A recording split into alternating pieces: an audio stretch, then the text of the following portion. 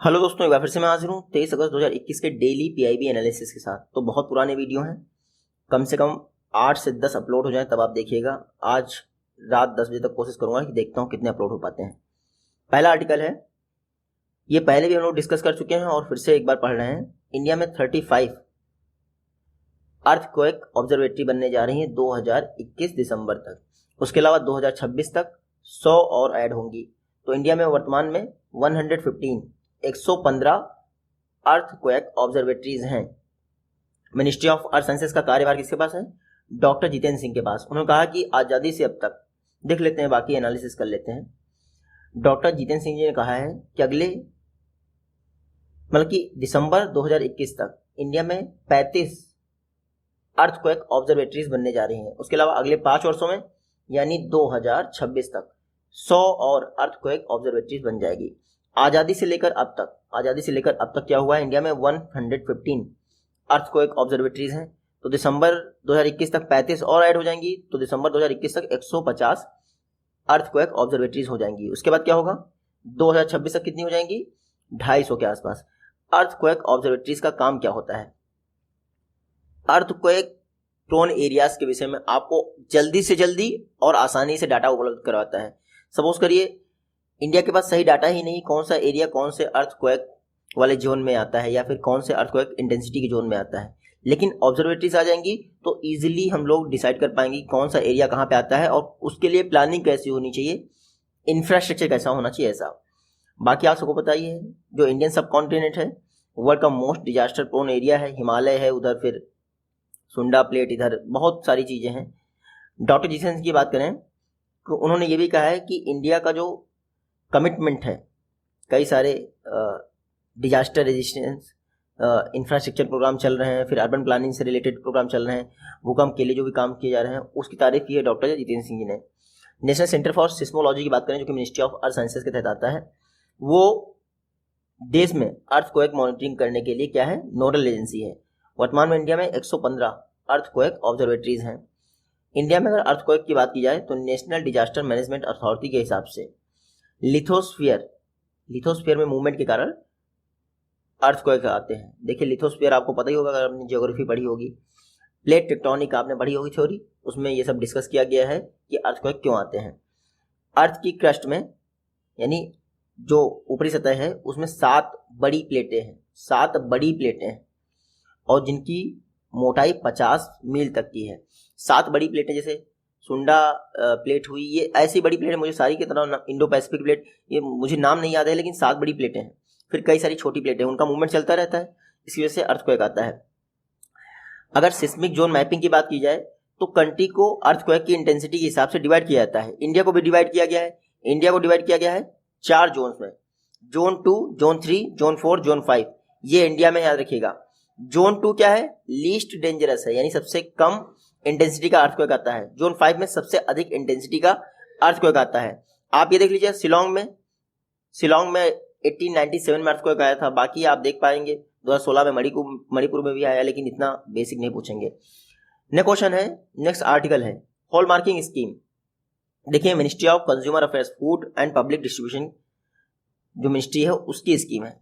Hallmarking scheme काफी अच्छे से हो रही है और लगभग 1 करोड़ ज्वेलरी के पीसेस को अब तक हॉलमार्क किया जा चुका है। कौन सी संस्था इसके लिए रिस्पॉन्सिबल है? BIS, bureau of Indian standard. उसके डायरेक्टर जनरल क्या है? डायरेक्टर जनरल कौन है? श्री प्रमोद कुमार तिवारी। ये BIS के DG हैं। इन्होंने कहा है कि जब से हॉलमार्क स्कीम इंप्लीमेंट की जा रही, तब से 1 करोड़ ज्वेलरी पीसेस को हॉलमार्क किया जा चुका है और सेम पीरियड में 90,000 ज्वेलर्स जो है इस स्कीम में रजिस्टर कर चुके हैं।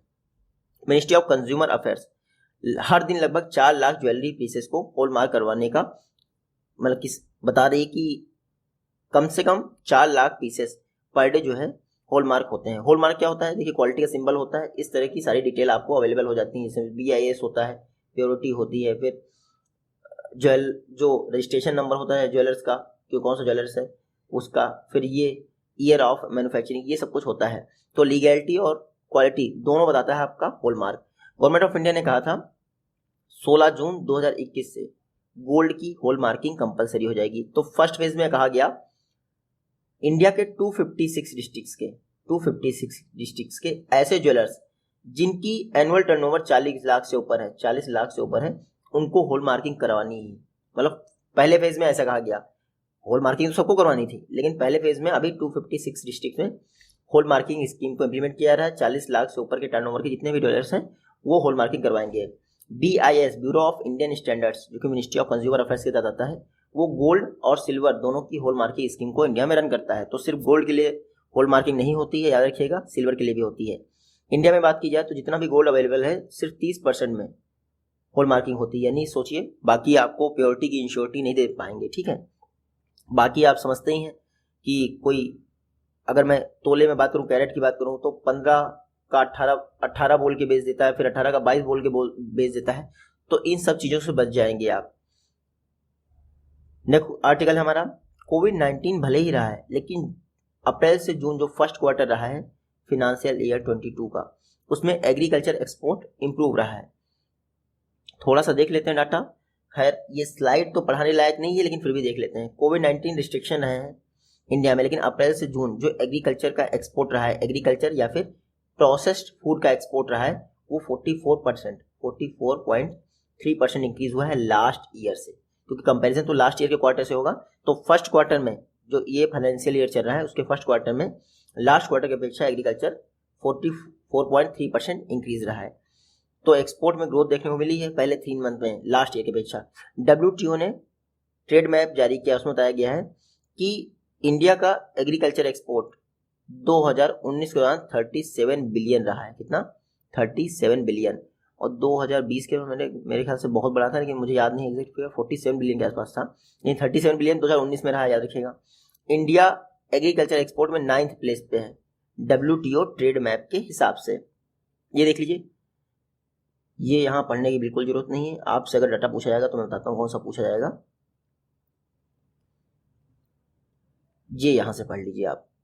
इंडिया का एक्सपोर्ट देखिए, अप्रैल से जून 2021 में तो हमारे लिए इंपॉर्टेंट नहीं है। अप्रैल से जून 2021 इंडिया का एक्सपोर्ट देखिए आप, लास्ट ईयर से इस बार की अपेक्षा बात की जाए तो ये देखिए, फ्रूट एंड वेजिटेबल्स इसका एक्सपोर्ट हुआ है इतना, वैल्यू एज भले मत याद रखिए, लेकिन लास्ट ईयर से इस बार क्वार्टरली फूड एंड वेजिटेबल्स में 9.1% का इंक्रीज देखने को मिला है।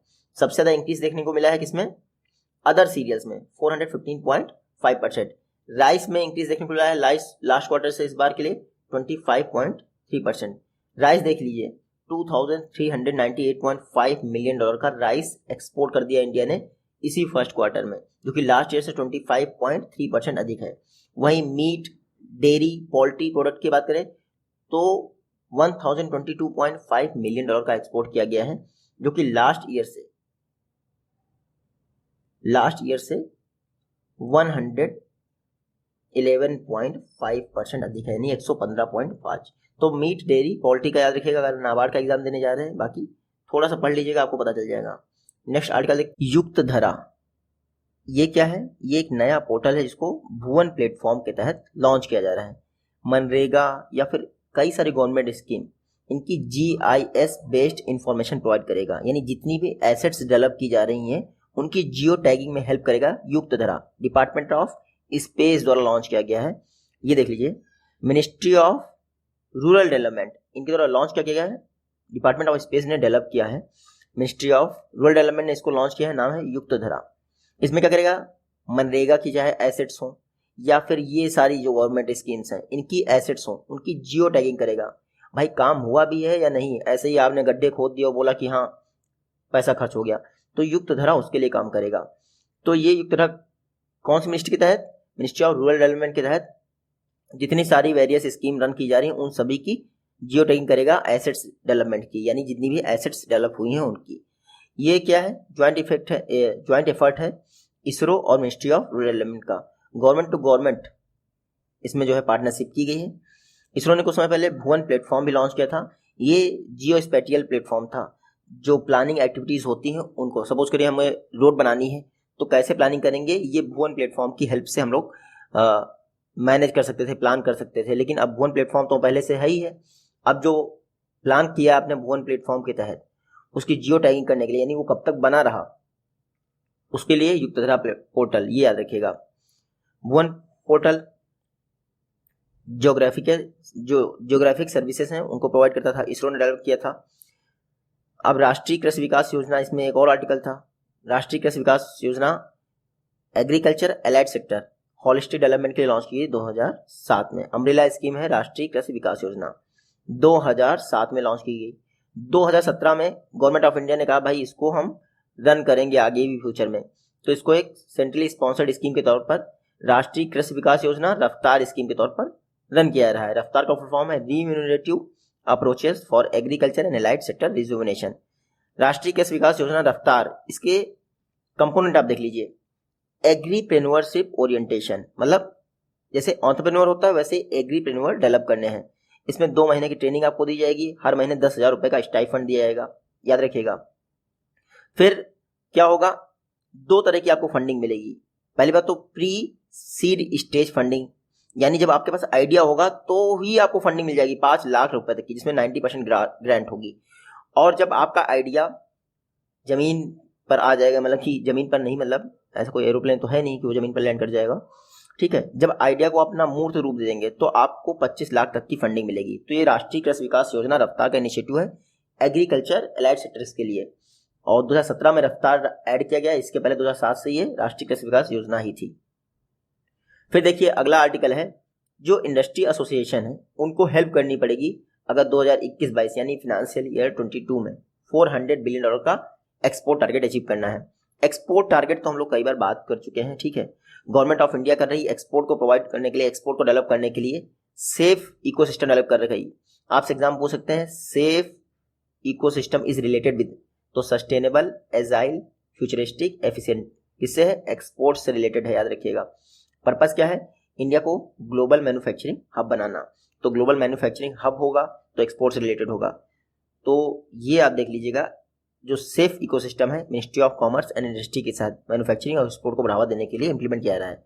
खैर वो हमारे लिए इंपॉर्टेंट नहीं, इंपॉर्टेंट ये है कि 2021-22 यानी फाइनेंशियल ईयर 22 के एंडिंग तक $400 बिलियन का एक्सपोर्ट अचीव करना है। इससे पहले मैं आपको बता चुका हूँ मंथ वाइज लगभग 38-37 बिलियन डॉलर का एक्सपोर्ट रहा है। मैंने आपको ये भी बताया था कि लगभग $38 बिलियन का एक्सपोर्ट पर मंथ चाहिए अगर हमें अचीव करना है $400 बिलियन का टारगेट। इंडिया का जो इंपोर्ट टैरिफ है 2019 के दौरान 17.6% था, देखिए 2020 में घटकर 15% हो गया। तो इंपोर्ट टैरिफ भी घटा है, यानी हम सिर्फ एक्सपोर्ट को नहीं इंपोर्ट को भी बढ़ावा दे रहे हैं। WTO की जो लिमिट है प्रिंसिपल, उसके तहत इंडिया का जो टैरिफ रेट है वो अप्लाइड है, लगभग 50.8% तक डिक्रीज कर दिया है। तो ये तो इंपॉर्टेंट नहीं है, लेकिन हाँ ये आपके एवरेज टैरिफ आपसे पूछ सकते हैं। 2021-22 में इंडिया टारगेट करना है, इंडिया का टारगेट है $400 बिलियन का मर्केंडाइज एक्सपोर्ट। और 2030 तक कितना एक्सपोर्ट का टारगेट है, $2 ट्रिलियन। बस इतना याद रखिएगा। इंडिया में FDI इनफ्लो बहुत अच्छे से हुआ है। फिनेंशियल ईयर 21 की बात करें तो इंडिया का FDI इनफ्लो जो है पिछले साल से 10% बढ़ा है। फिनेंशियल ईयर 21 यानी जो मार्च 31 को समाप्त हुआ इस बार, उस दौरान इंडिया का FDI इनफ्लो $81.72 बिलियन रहा है। कितना, $81.72 बिलियन, याद रखिएगा। पिछले फाइनेंशियल ईयर में टोटल FDI इतना आया जो कि लास्ट ईयर से 10% अधिक है। उसके अलावा इंटेंसिव मैन्युफैक्चरिंग की बात की गई। इसमें क्या होगा कि देखिए प्रोडक्शन लिंक इंसेंटिव स्कीम भी लॉन्च कर दी गई। इसमें क्या होगा, मैन्युफैक्चरिंग का प्रोडक्शन जैसे जैसे इंक्रीज होगा आपको इंसेंटिव प्रोवाइड किए जाएंगे। PLI स्कीम में कितने 13 सेक्टर जो है आइडेंटिफाई किए गए हैं। इन 13 सेक्टर पर 1.97 लाख करोड़ जो है आपको इंसेंटिव प्रोवाइड किया जाएगा अगले 5 वर्षों में।